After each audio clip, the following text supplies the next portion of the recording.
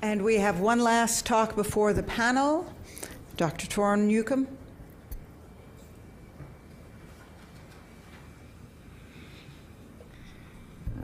Hello, thank you. I am a radiation oncologist and I treat pediatric patients at Mass General. So I'll be talking with you about the role of registries in radiation oncology, but in particular in how we can learn more in oncology in general. Thank you very much. It is truly a pleasure to be here. Thank the sponsors, American Cancer Society and National Cancer Policy Forum and the IOM. And We'll be talking about proton radiation because that's largely the registry example I'm going to be using, and what it is and why we want to study this particular form of radiation, and then the rationale for establishing this pediatric proton consortium registry, the current state and the future state, and and that's the needs and the gaps and for the requirements. So radiation inhibits growth and development in whatever tissue we irradiate. We've sort of referred to this multiple times over the course of the last day and a half. But this is done in a dose and age-dependent manner. So the higher the dose you give, the worse the side effects. The younger you are, the worse the side effects. And these manifest over time.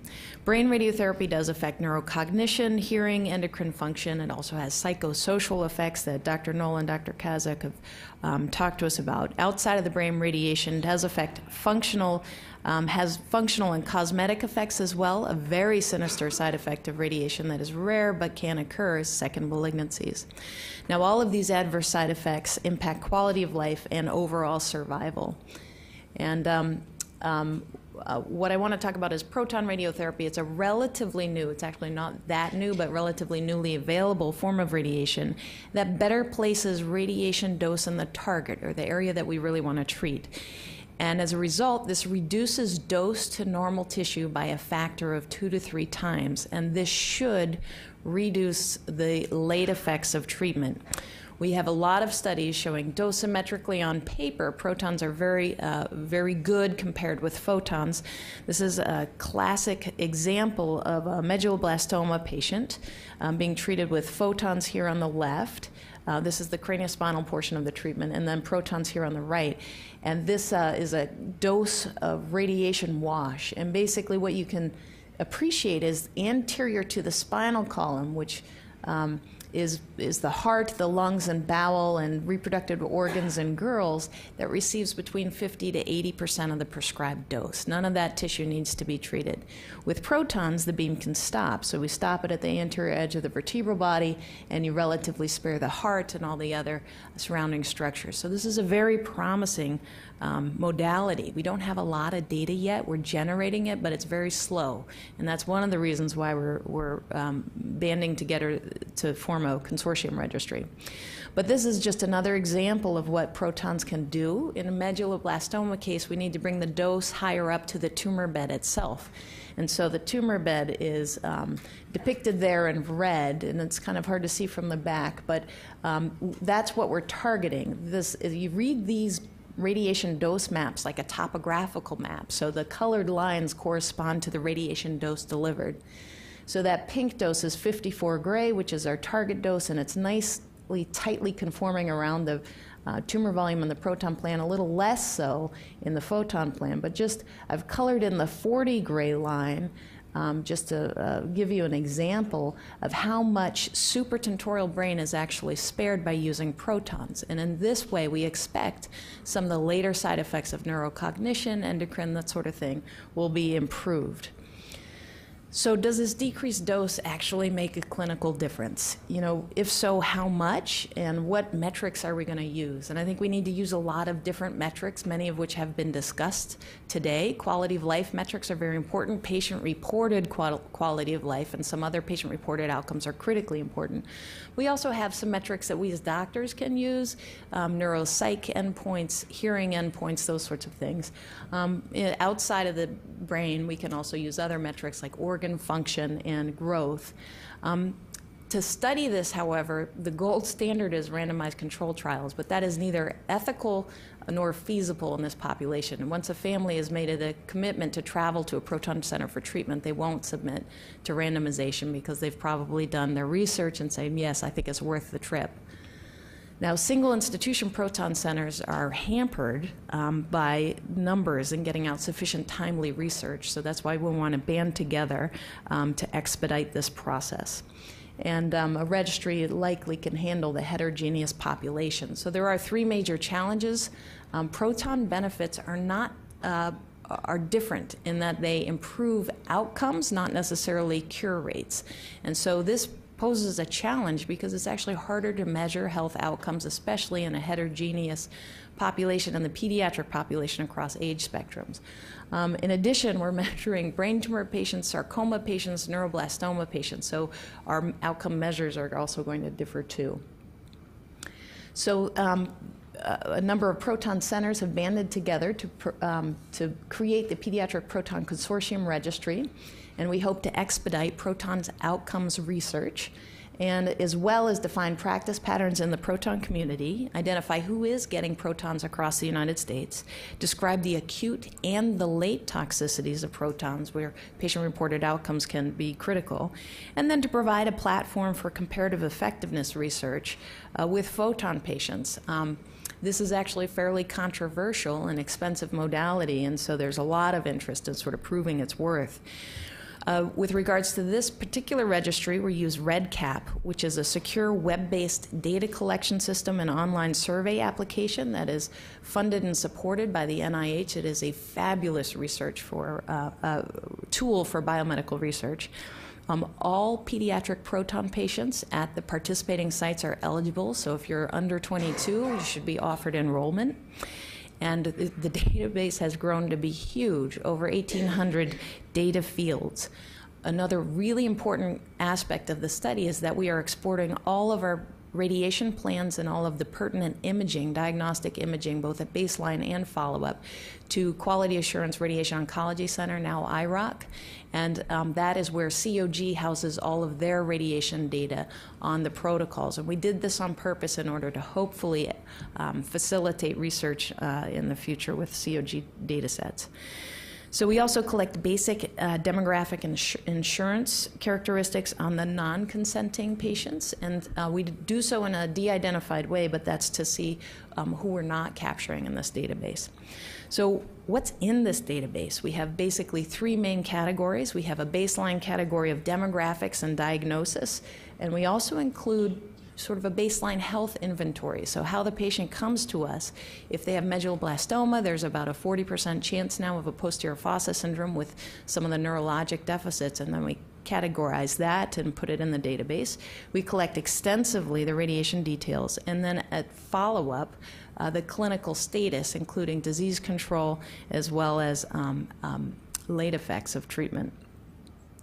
So the Childhood Cancer Research Network of COG actually has a registry study, and we're collecting basically every single thing that they are collecting on their study, with the exception of Social Security number.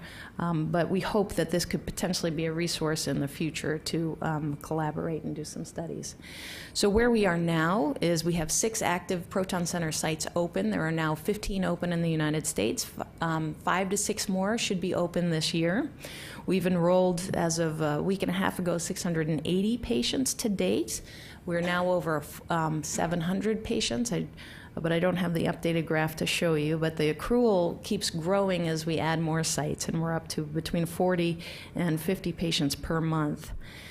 So the database structure is actually huge. It sounds a little cumbersome with over 1,800 potential fields, but we use a branching logic in the data set, so it's really not as cumbersome as you think. I'll show you exactly what that means. We have multiple data collection instruments, and REDCap allows us to look at the CRFs and whether they're still outstanding in sort of a graphical way. So this is an example of the primary diagnosis CRF page. We have major branching points in the database. One is CNS, one is non-CNS, so brain tumors versus non-brain tumors. And once you click the category, so CNS for brain tumors, it pops up with a specific CNS diagnosis, and you don't see any of those diagnoses that would not correlate with brain tumors. And then once you click the diagnosis, like medulloblastoma, then it pops up with a variety of questions that give you appropriate staging, that sort of thing, for that particular tumor type. So let's talk about some of the results that we get or can get. We have some basic demographics of the registrants and then the non-consenters, and they're fairly similar, although we are starting to see a little bit of differences demographically. We know where our patients are coming from and their insurance backgrounds. This is important because payers are not always thrilled to pay for proton radiotherapy, and it's good to know and to mark these trends as we move with time. We know who's referring patients. It's mostly the pediatric oncologists. Secondly, radiation oncologists, and thirdly, neurosurgeons. We know what states they're coming from, what countries when they're coming internationally. And we know who we're treating. So we have basically 60% of our patients are brain tumor patients, and the other 40% are outside of the brain.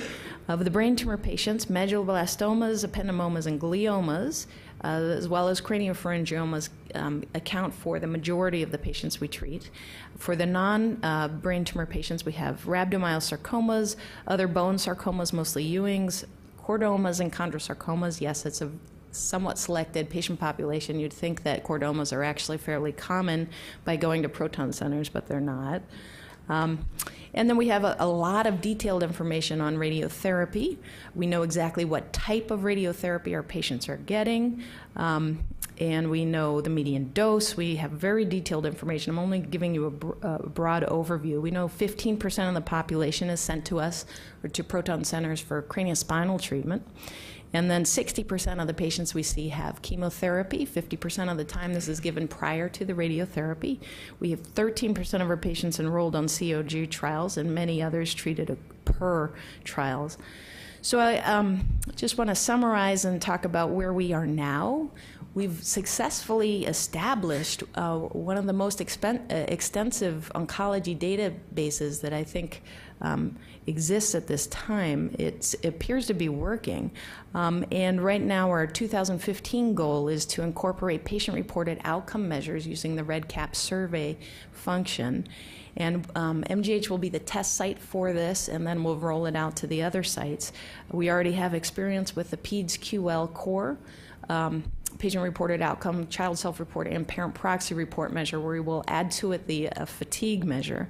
And currently our funding is something through the NCI and MGH federal share funds.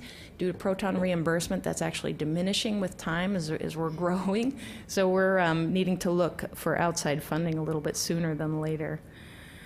But next steps, the dreams, where I think we could go from here. I think this has tremendous promise.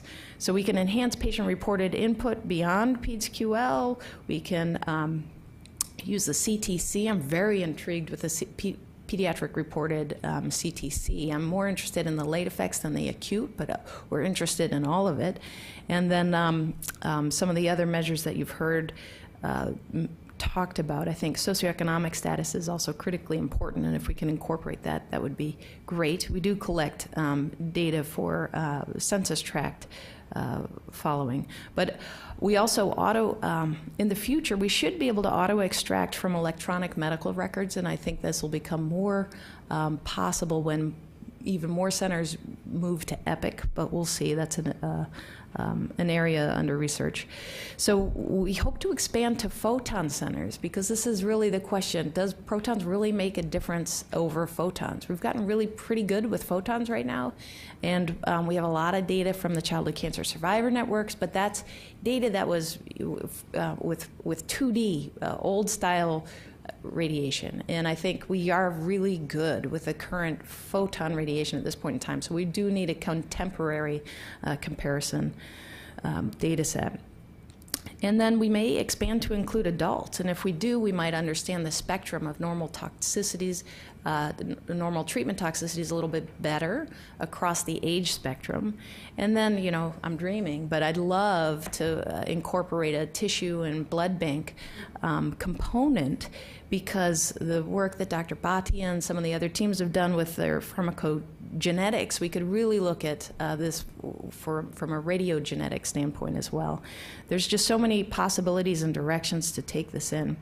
So I'd like to summarize that the pediatric oncology registries may offer a relatively low-cost way to leverage even more learning out of existing trial data sets, hopefully COG, and we can maybe form some bonds there, more easily incorporate PRO measures than traditional treatment trials, especially those that are working within constrained resources, as COG certainly is, and then provide many opportunities to bridge, to build bridges between other data sets that can really help us understand our patient population a little more and improve care. And this can be towards the ends of cost, comparative effectiveness research, cost effectiveness research, and then correlating patient-reported outcome measures with a variety of other outcomes.